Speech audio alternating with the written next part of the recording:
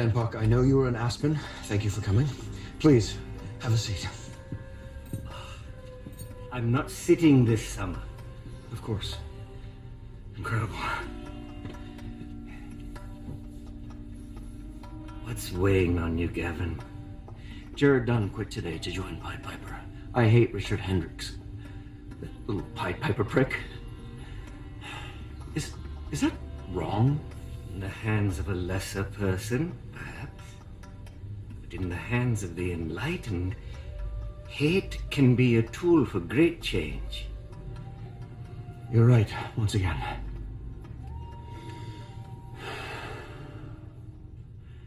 Audius, play John Lennon's Imagine. Queuing John Wayne in a mansion. Not found. Fuck! Invalid command. Fuck!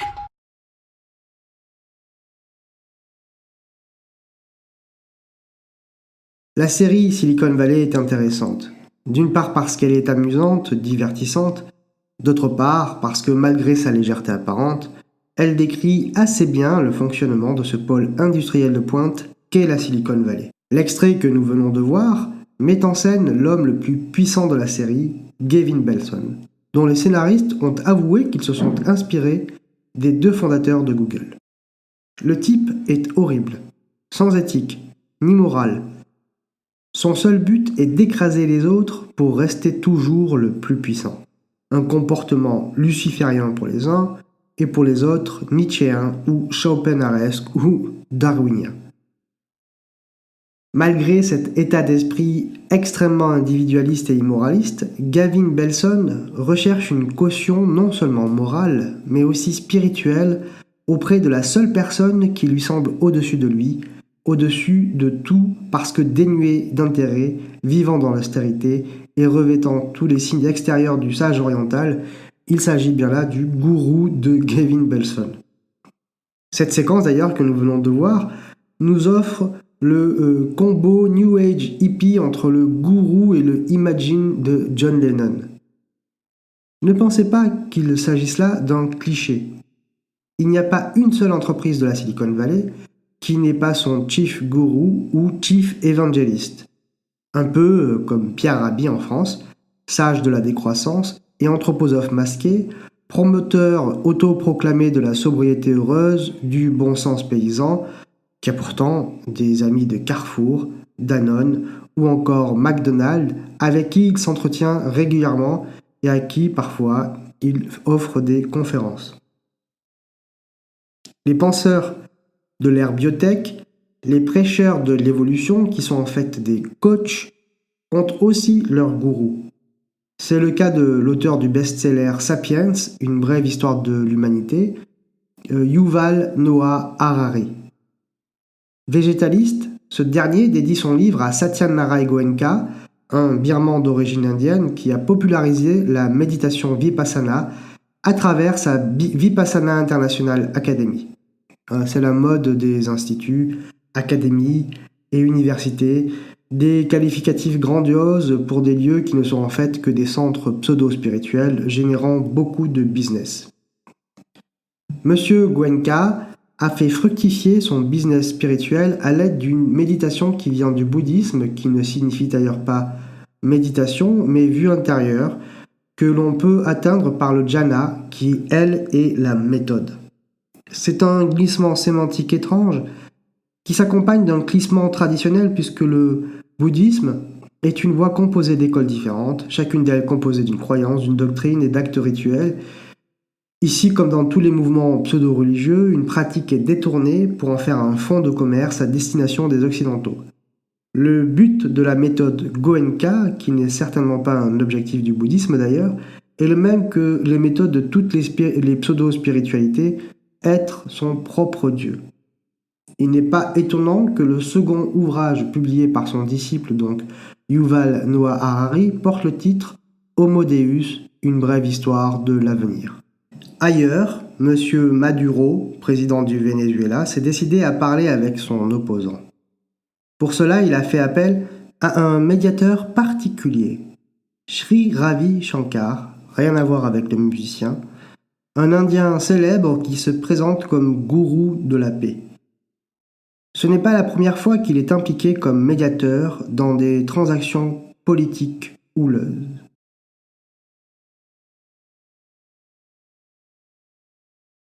De La Habana, Cuba, sede de los diálogos de paz entre el gobierno de Colombia y las FAREP, enviamos un saludo lleno de afecto a la Fundación Internacional El Arte de Vivir por sus 35 años de servicio a la humanidad.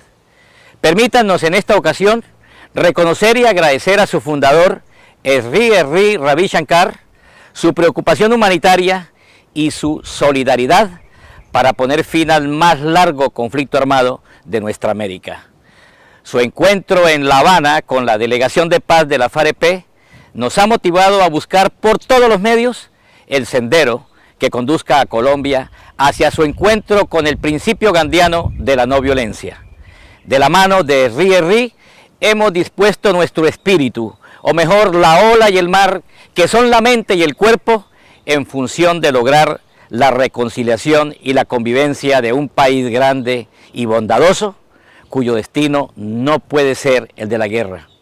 Las enseñanzas del arte de vivir son fundamentales para el logro de una paz estable y duradera.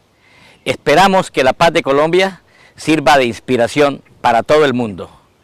Éxitos, muchos éxitos, hermanos de la no violencia. La paz como justo anhelo de los pueblos triunfará. Muchas gracias. Et pour cette raison, il risque d'être prix Nobel de la paix un jour. Sri Ravi Shankar est par ailleurs le patron d'une multinationale de la spiritualité, ouvrant de nombreux centres de méditation transcendantale et de yoga, accueillant une multitude d'occidentaux capables de fournir des liquidités. Le gourou aurait découvert un type de méditation particulier à base de respiration, suite à une retraite de 10 jours, et il a fait déposer cette pratique comme une marque que seuls ces ashrams peuvent proposer. Son maître était Mahesh Yogi, le gourou des Beatles, des Doors, de Scorsese et tant d'autres. Il est celui qui a popularisé la méditation en Occident, à l'époque Power Flower. Que les catholiques imaginent Saint Thomas d'Aquin, ou les juifs Maïmonide, ou les musulmans Razali passaient chez Ruquier.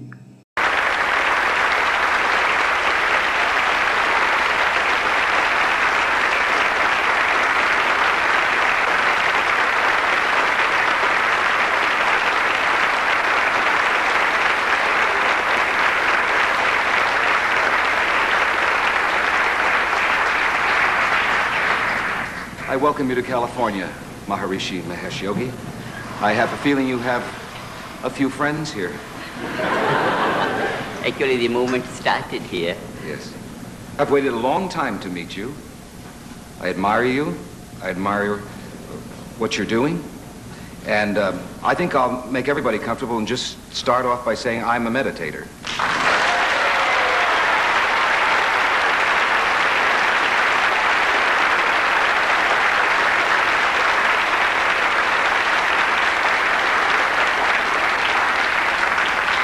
And I've never felt better in my life. It is terrific. I feel like the man of La Mantra. That's what I feel like. How's your trip going so far, Maharishi? Very good. I'm very satisfied with the response of the people to this dawn of the age of enlightenment, the recognition of a better time for the world. En parlant de méditation, voici un phénomène à la mode. À tel point que le journal Le Monde nous propose depuis quelques jours une série d'entretiens avec des sportifs, psychologues et autres intellectuels traitant du bienfait de la méditation. Dans un de ces entretiens publiés le 2 août 2019, un professeur de droit et de liberté publique à l'Université pontificale catholique de Rio de Janeiro et aussi adepte de la méditation, Antonio Pelé, nous explique ceci, je cite, « L'engouement pour la méditation est une réponse aux exigences toujours plus aiguës du capitalisme. » Il ne se rend pas compte en fait qu'il définit exactement ce qu'est le New Age aujourd'hui. Une pratique empruntée à une tradition ancienne, en l'occurrence orientale, dénaturée, sortie de son contexte d'ensemble, perdant donc d'emblée tout son intérêt et sa sève, et pratiquée pour pouvoir répondre aux exigences du capitalisme, c'est-à-dire pour accepter ses exigences et être plus compétitif sur le marché, ou encore pour mieux consommer. Et ces pratiques de méditation, on ne peut les apprendre que dans des centres contre des sommes faramineuses, comme dans les ashrams de Sri Ravi Shankar. Nous sommes dans de la contre-initiation, dans une spiritualité tronquée, mutilée et corrompue, monstrueuse. Une spiritualité à rebours que n'hésite pas à emprunter, hélas, un catholique, M. Pelé, qui explique sans le formuler expressément que le syncrétisme, c'est bien. Je ferme cette longue parenthèse tout de même liée directement au sujet de cette vidéo pour revenir à la Silicon où ils sont nombreux à ne jurer que par une personnalité New Age s'il en est. Steve Jobs, Jeff Bezos, Elon Musk et d'autres ne jurent que par Krishnamurti. Et parmi les autres, il y a même les opposants, ou ceux qui semblent s'opposer au système mis en place par ces entreprises. Je pense bien sûr, entre autres, à Thinkerview par exemple. Encore faut-il savoir qui est Krishnamurti, quelle est son histoire, et l'aboutissement de sa pensée, car beaucoup de choses sont dites à son sujet et qui sont fausses, des histoires qui créent une légende, une croyance propagée par des adulateurs qui pourtant mettent en avant que la pensée de Krishnamurti, qu'ils n'osent pas appeler Saint Krishnamurti quand même, est celle de l'autodirection spirituelle, la self-spiritualité, sans Dieu, ni maître, et sans spiritualité. L'histoire de Krishnamurti est intimement liée à celle de la société théosophique. Je vous conseille donc d'aller voir la vidéo que j'ai faite à ce sujet, la société théosophique, histoire d'une manipulation. Je vous le recommande d'autant plus qu'il y aura des points que je considérerai comme acquis et sur lesquels je ne reviendrai pas à nouveau. C'est la société théosophique de Madame Besant, celle qui a succédé à Madame Blavatsky à sa mort, qui a mis en avant Krishnamurti et l'a annoncé comme le Maitreya, le messie des théosophistes.